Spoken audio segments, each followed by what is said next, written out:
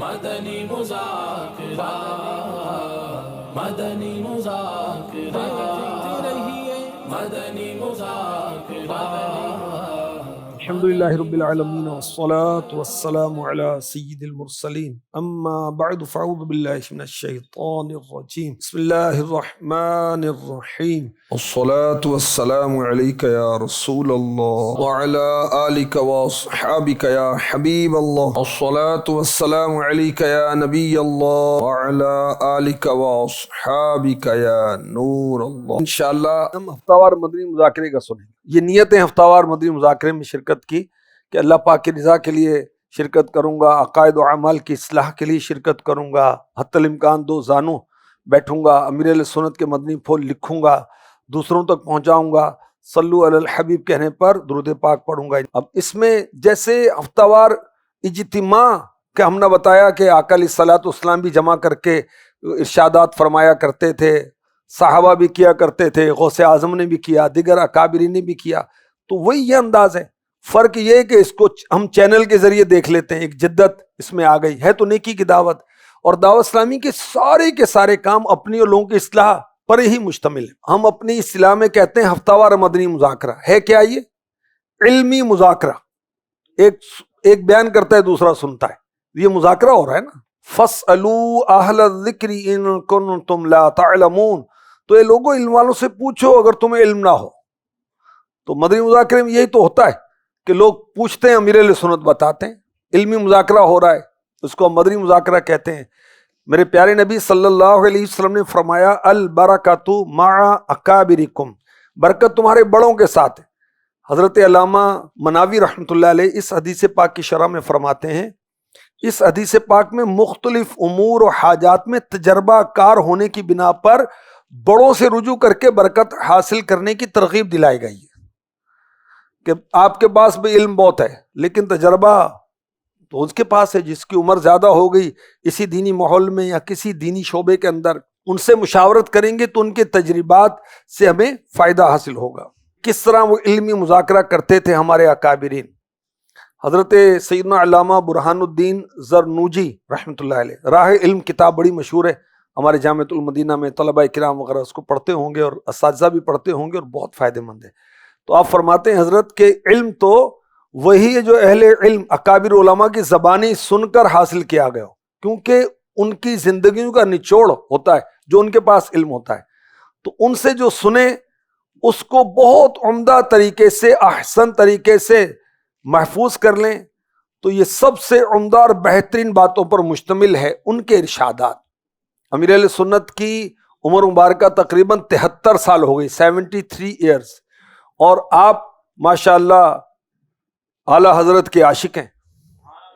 فتاوی رضویہ، پھر بہار شریعت، نہیں ایک زمانہ تھا امیر اہل سنت کا کہ لوگ امیر اہل سنت کو کہا کرتے تھے یہ بہار شریعت کے حافظ ہیں، آپ بہار شریعت کا درس دیا کرتے تھے، اور امیر اہل سنت کا جو علم حاصل کرنے کا ذریعہ ہے بہار شریعت، فتاوی رضویہ، احیاء العلوم شریف، اور مفتی اعظم پاکستان حضرت مفتی وقار الدین صاحب رحمۃ اللہ تعالی علیہ کی خدمت میں امیر اہل سنت بہت دور کا سفر کر کے، کراچی تو بہت بڑا شہر ہے نا، اگر ایک کنارے پر ایک شخص رہتا ہے دوسرا دوسرے کنارے پر رہتا ہے، اس کو 15 20 25 کلومیٹر کا شہر کے اندر سفر کرنا ہوتا ہے، اور شہر کے اندر سفر مشکل یوں کہ ٹریفک بہت ہوتی ہے، زیادہ ٹائم لگتا ہے، دوسرے شہر جانا شاید آسان ہو اور ایک بڑے شہر کے ایک کنارے سے دوسرے کنارے جانا مشکل ہو جاتا ہے۔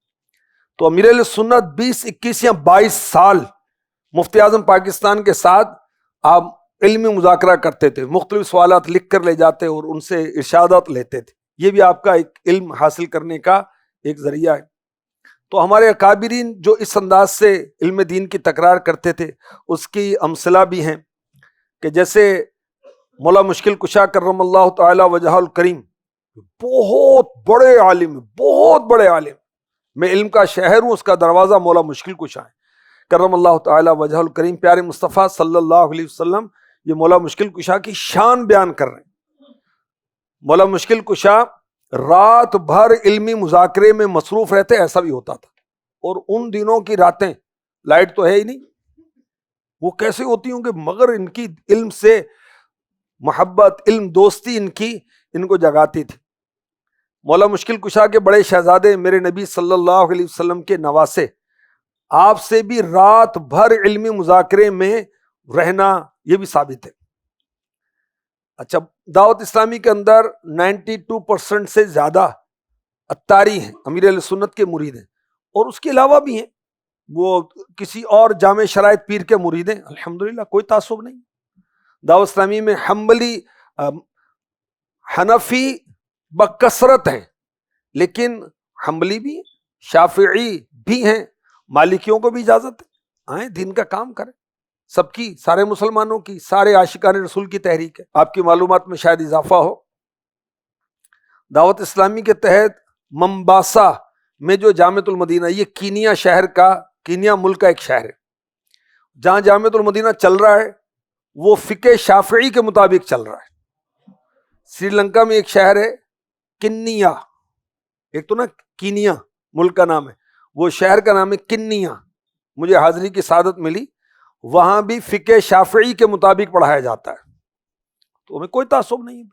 بلکہ امیر اہل سنت کے جو رسائل ہیں نا، نماز کے احکام میں 12 رسالے، 12 10 ہیں، 12 ہیں نا، 12 رسالے جو ہیں ان کو فقہ شافعی کے مطابق ڈھالنے کا کام شروع ہو چکا ہے، 2 یا 3 رسالے لکھے بھی جا چکے، الحمدللہ۔ تو دعوت اسلامی کے اندر اس میں کوئی تعصب نہیں ہے نا، سارے دین کا کام کریں، اپنی اور لوگوں کی اصلاح کی کوشش میں لگے رہیں۔ تو بابا فرید گنج شکر رحمۃ اللہ علیہ فرماتے ہیں، وہ مرید کتنا سعادت میں جو اپنے پیر کے ارشادات لکھ لیا کرے اور اس غرض سے ہر دم اپنے پیر کی طرف متوجہ رہے کہ پیر صاحب ابھی کچھ فرمائیں گے میں لکھ لوں گا، کچھ فرمائیں گے میں لکھ لوں گا، تو یہ بہت اچھا موقع ہے۔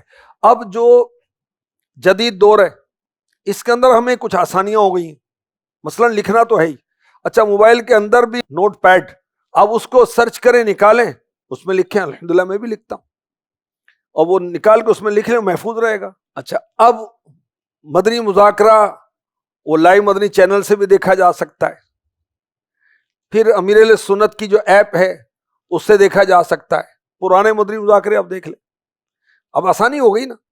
کسی مجبوری کی بنا پر مدنی مذاکرہ نکل گیا، میں اجتماعی شرکت اچھی ہے، بیسٹ ہے، شرکت نہیں کر سکے گھر میں دیکھ لیں، نکل گیا تو لائیو مدنی مذاکرہ جو مدنی چینل لائیو یوٹیوب پر ہے وہ اسے دیکھ لیں، اور بعد میں بھی اس کو دیکھا جا سکتا ہے، یہ آسانی، اور اس سے بھی ہمیں فائدہ حاصل کرنا چاہیے۔ مقصد کیا ہے؟ عقائد کی اصلاح، اعمال کی اصلاح، ظاہر کی اصلاح، باطن کی اصلاح، محبت الہی، عشق مصطفی، پھر شرعی تربیت، طبی تربیت، تاریخی تربیت، تنظیمی معلومات، علم دین حاصل کرنے کا جذبہ مدنی مذاکرے میں الحمدللہ حاصل ہوتا ہے۔ کتنی تنظیمی اپڈیٹس دی جاتی ہیں، فوری فیصلہ ہوتا ہے، اسی وقت ہاتھوں ہاتھ مشورہ ہوتا ہے، کیونکہ موبائل سب کے پاس ہے، رکن شورا میں نگرانی شورا ڈال دیتے ہیں، جی ابھی ہاتھوں ہاتھ بتائیں، بھی رپلائی کریں، کیا یہ طے ہے؟ لو جی طے ہے، لو جی ٹھک کر کے اعلان ہو جاتا ہے۔ اب جو مدنی مذاکرے میں ہے ہی نہیں، اس کو کیسے پتا چلے گا کہ یہ جو اصطلاح تبدیل ہوئی، یہ جو نیا شعبہ بنا، اب یہ کیسے بنا، اس کے کیا معاملات تھے، کیا حالات تھے جس بنا پر یہ طے ہوا؟ اور میری نظر میں ہمارا مدنی مذاکرہ جو ہے یہ اہم ترین ہے۔ کس لیے؟ کس طرح کہ اس میں ایک مرکزیت ہے کہ امیر اہل سنت موجود ہیں، تو امیر اہل سنت بیک وقت اراکین شورا اور دعوت اسلامی والے، اہل محبت، امیر اہل سنت کے مرید، امیر اہل سنت کے طالبین، امیر اہل سنت سے عقیدت رکھنے والے، سب کو ایک ہی وقت میں آپ مخاطب کر رہے ہوتے ہیں، ان کی تربیت کر رہے ہوتے ہیں، اسلامی بھائیوں کی بھی، اسلامی بہنوں کی بھی۔ مدنی مذاکرہ شروع کیوں کیا گیا؟ یہ کیوں شروع ہوا؟ اس لیے شروع کیا گیا کہ امیر اہل سنت چونکہ بانی دعوت اسلامی ہے، دعوت اسلامی کے فاؤنڈر ہیں، دعوت اسلامی شروع کرنے والے ہیں، تو ان کے ذہن میں کیا ہے کہ دعوت اسلامی کیسی ہونی چاہیے، نگران کیسا ہونا چاہیے، ماتحت کیسا ہونا چاہیے، اس کی احتیاطیں کیا ہوں، اور شعبوں کے آپس میں رابطے کیسے ہونے چاہیے، ذمہ داران کے اخلاق کیسے ہونے چاہیے، ماتحت کے ساتھ سلوک کیسا ہونا چاہیے، ماتحت اپنے نگران کے ساتھ کیسا ہو، وغیرہ وغیرہ وغیرہ۔ تو امیر اہل سنت اپنی سوچ بیان کر دیں اور سارے ذمہ دار ان کو سیکھ لیں. مدینہ مدنی مذاکرہ جو ہفتہ وار ہوتا ہے، اس سے ہمیں کیا کیا فوائد حاصل ہوتے ہیں؟ مدنی مذاکرے کے ذریعے سے الحمدللہ علم دین سیکھنا نصیب ہوتا ہے، علم میں ترقی ہوتی ہے. صحابہ و صحابیات کا طریقہ ہے علم دین سیکھنا. جس کے پاس علم نہیں ہے اس کا علاج کیا ہے؟ سوال کرنا. اور علم کی ترقی کیا ہے؟ کہ جو نہیں جانتے پوچھ لیں، اس پر عمل کریں. اور صحابہ و صحابیات دین سیکھنے کے لیے سوالات کیا کرتے تھے اور میرے نبی جوابات دیا کرتے تھے. پھر تابعین کا یہ انداز رہا کہ وہ صحابہ سے ملتے تھے، سوالات کرتے تھے، وہ بتاتے تھے. یہ علم دین حاصل کرنے کی ایک یہ سلسلے ہوا کرتے تھے. بی بی عائشہ صدیقہ، طیبہ طاہرہ، عابدہ زاہدہ، مجتہدہ، مفتیہ، عالمہ رضی اللہ تعالی عنہا بہت بڑی عالمہ مفتیہ تھی. آپ نے علم کہاں سے سیکھا؟ ان سے سیکھا جنہوں نے رب کائنات سے سیکھا. دیکھو سوالات کر کر کے وہ اتنی بڑی عالمہ بن گئی الحمدللہ.